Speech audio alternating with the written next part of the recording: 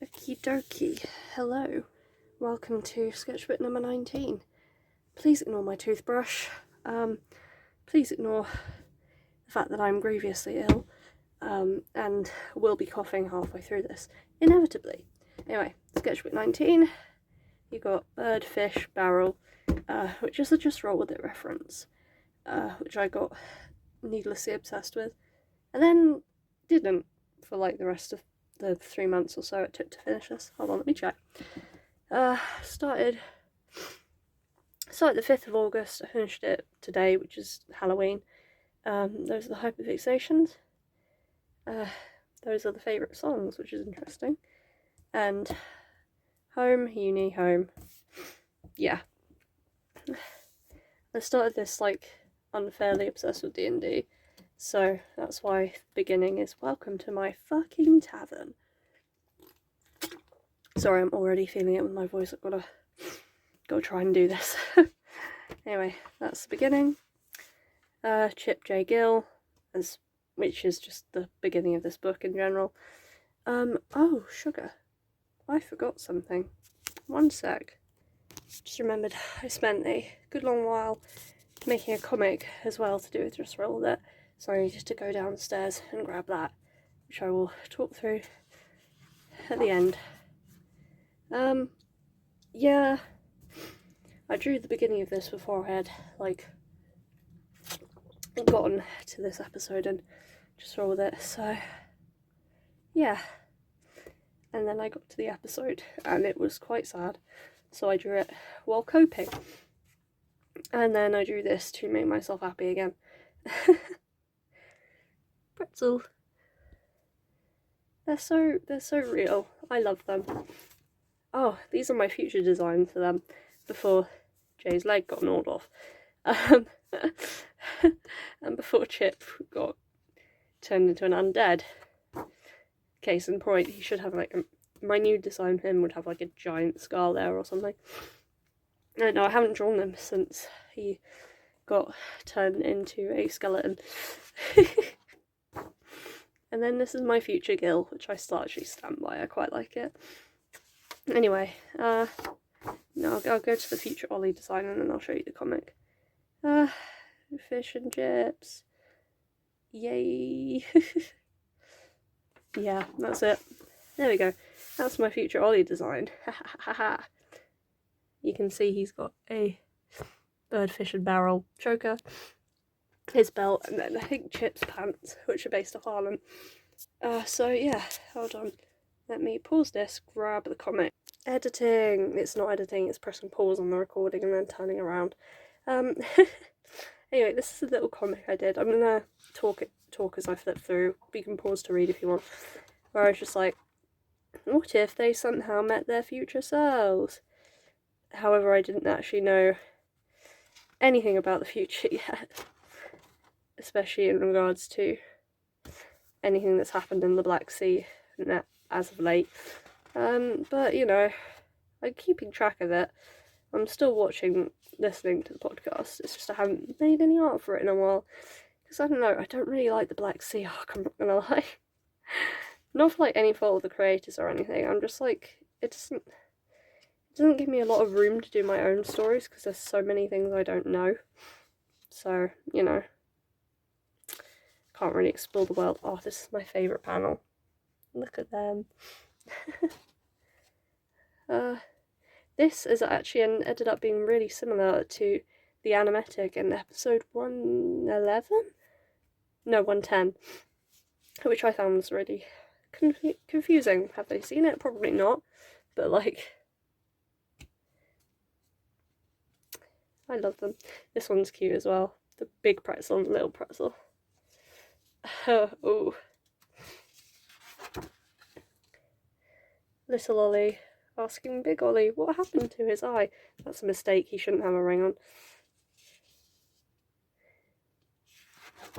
A cat scratched me. Hee hee. Yeah. And everybody looks very alarmed by that. And then my self, 'cause Oh, just my fish and chips. Just for posterity's sake, made me happy. And that's the end. And I spent like a solid week and a half, probably 2 weeks actually, making that comic, which was fun. It gave me a lot of it made me develop my style really quickly, and I really actually enjoyed it. Anyway, quick cut, grab my sketchbook again. I also paused to have a coughing fit. Anyway, yeah, back to it. This is an NPC that my players haven't met yet in our D&D campaign. I hope this scares them. I hope if anybody's watching this that this scares them, because it should scare them. Oh, Rumi and Peter. This is my first time drawing either of them, but I wanted to make sure that I got their designs how I wanted them. And I thought it was really cute. Oh, that's me demonstrating to my friend Kat how to draw things.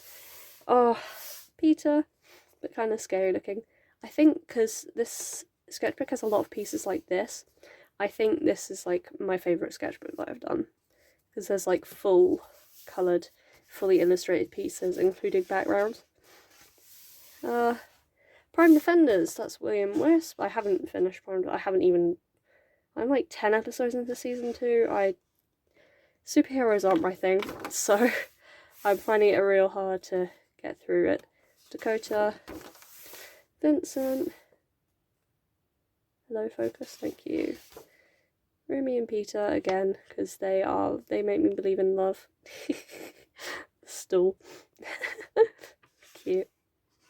Again, you're that pretty when you're not trying so hard. I love them, Your Honour. These are OCs of mine, they're the outskirts, and that's very relatable. When is my assignment due? Tomorrow at 11 AM. But it's fine because I finished it and handed it in today. Despite me being grievously ill. So much so that I should have gone home on Sunday, but I haven't because I'm dead. But anyway, these are Cliff, Frankie, Susie, Wendy. And this is a picture that my flatmates and I was Cliff in this picture. It's a Be Real we made when we were trying to get our assignment done. Oh shit. Contact warning, blood, like the body disfiguring one, yeah, that's what the next one is. Anyway, blood from the bayou. What's his fucking name? Roland Deep. With the same sort of body structure as bacterial contamination Miku. I drew this at 1 AM and it freaked me out so badly that I had to go to bed. This is another one with the it's the fucking sandwich of, oh, happy, what the fuck? Outskirts. This is another thing that's based off of a picture me and my flatmates took. Frankie was me in this picture. I was not wearing a Hawaiian shirt though. This was me like brainstorming about the outskirts a bit more. I wanted to make it sort of like a dating sim-esque game. So I started writing a script for that and then inevitably abandoned it. I will never make anything with these guys, I feel. I really want to, but every time I try it just ends up being a bunch of like carefully designed characters with no actual story other than their friends in university, and I don't know what to do about it. Anyway, then me and my friends started a modded Minecraft server with Origins, and I had the moth origin, which led to this. I really like this piece because me and my friend Kat, we settled in a cherry tree biome. Well, we didn't. Kat built a giant cherry tree and I built a house next to it. And there was like a tiny swing in it, and yeah, it's cute. The Blood and the Bayou boys, the first time I'd drawn either Timothy or Kian. And Roland still has his half transformed little funny, I don't know what AU this is, or whatever is happening in this one, but that direction is Galloway, because the blood, yeah. This was a theoretical design for Finn after he had his memories and stuff regained, and I theorised it came with his spellbook or something, I don't know. I had like a whole theory behind this, and then it just never got anywhere. I gave him glasses because, I don't know. And then Dre with fixed arms, but, you know. Don't know if that'll ever happen, but a gal can dream. Dre is my favourite character. And then I made a young Finn. Well, he's my favourite of the Black Rose is what I meant, but, you know.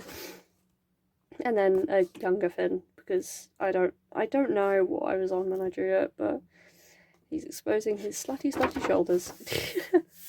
This is a concept for a D&D character I wanted to play and then didn't end up playing, instead ended up playing literally Lister from Red Dwarf.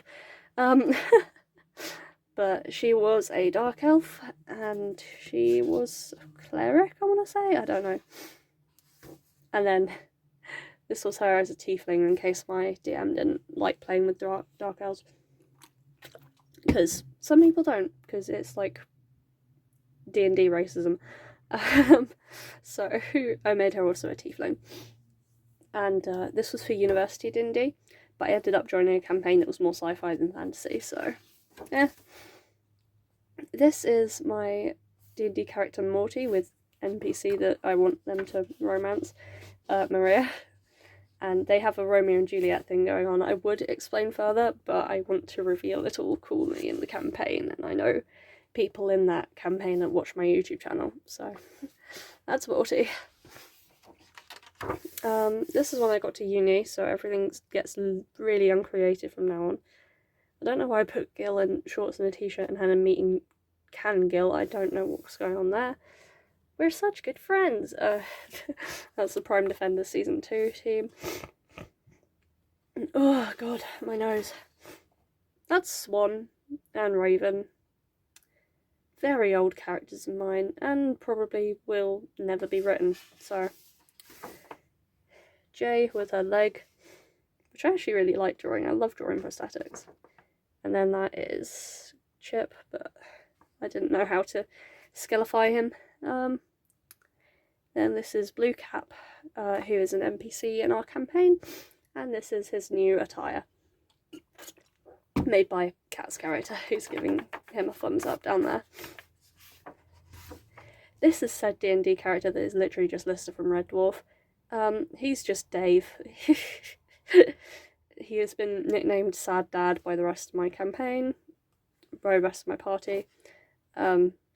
He can't play the guitar. I love him, and I can't wait to play him more. Sorry, my composition is so boring. It's a lot of character design and that's the only thing I could do at uni. Because I go to uni and suddenly like all my creativity just goes, and just stress comes in instead. Anyway, this is Noelia, another NPC. You saw her sister, Euelia, in the last book, I think. Pretty sure you did, at least. And this is their family! Yeah, these are gods, basically. This is like a pantheon. This is like the main god and goddess family. Celestia is like the creator. So, yeah. And then I momentarily got catapulted back into Ace Attorney, and so you get a uterine assignment, just because that's what I always tend to return to. This is Morty and my friend Nick's character, whose name I have forgotten, but it's because we haven't played in ages. But they're a bard, but they have a kazoo katana, and it's insane, and I love it, and I really want to play again soon. This is rife with symbolism for Morty's story, but again, I don't want to spoil things. However, the fox is a symbol of their family, basically, and they do not get on, which is an understatement. But I really like this piece as well. Like, look at it! It's so cool!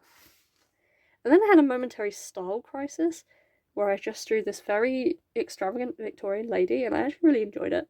And I quite like this piece again. It's very messy. It's not my usual style at all, but I like it. It's very cool. And I like what I did with the skirt. And then I got into Star Kid again. I haven't been into Star Kid since like 2020, really. But Nerdy Proves Must Die came out, so I drew Steph, I drew Pete, who's very, very similar to Peter Sloyne, in my personal opinion, and I cannot separate the two anymore. It's a problem, but, you know, rock and roll. Richie, Ruth, Grace. I wanted to make Grace look slightly insane, and I think I managed it. And then I am not immune to Lords in Black propaganda. Yes, I know Tinky's hand is backwards. We're ignoring that, okay? And we ignore Pokey's hand because I have no idea what's happening there either. But yeah, Pokey, Wiggly, Blinky, Nibbly, Tinky. They have proper names, but I don't think they deserve that respect. And then I drew their plushie forms because I could, and I felt like it. This is really funny. You just see Nibbly show through the other side of the page. Anyway, I am going to be travelling back to uni with loose paper because I don't have another sketchbook here. Anyway. I forgot I did that on the back. I don't know why. Anyway, that is Sketchbook Tour 19. I hope you enjoyed. I can feel my fever rising. I need to go sit down.